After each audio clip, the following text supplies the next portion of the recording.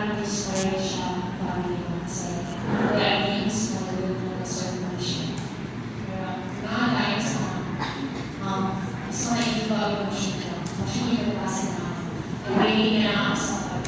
Pero mga times talaga na nakaka-discourage ako ang pasok siya yung family ko. Pero I always remember na ako minsan I have nothing talaga. Pero Jesus Christ, lagi na yung sa akin. You hold everything. Kasi, you help me.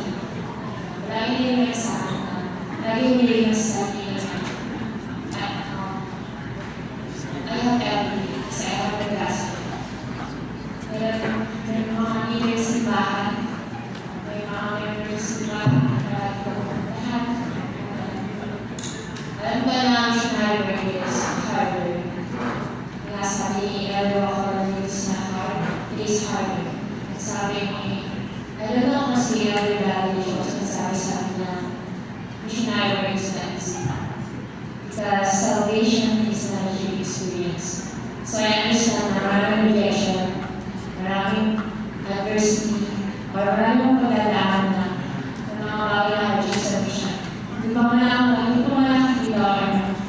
next verse, pero ako sa missionary work, kasama ako sa missionary, nakikita ko yung mga rejections talaga. Sometimes, hindi ko nalilis ako yung sa mga tao. Pero, may mga times na ayaw ko mag-mission. Ayaw ko makisama sa missionary work kasi paulit-ulit na lang yung nangyayari. Pero, missionary work is not boring.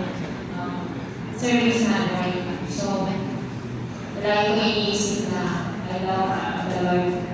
I love the people. So, alam ko, brothers and sisters, ito yung sabagay kasi gusto na mga nagkasalikala. At alam ko na ang tayo ng Diyos. Then, naalala ko yung sinabi ng aking state president sa akin sa nila, whatever and whoever will discourage you, remember your purpose kung bakit you're here.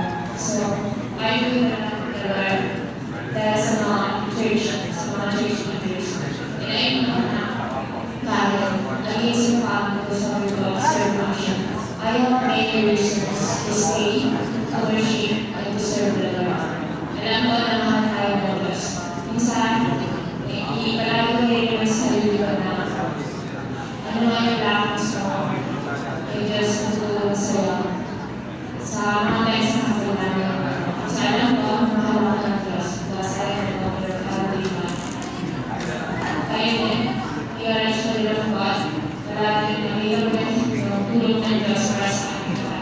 Hindi man grab ng mission, pero always remember that we all have you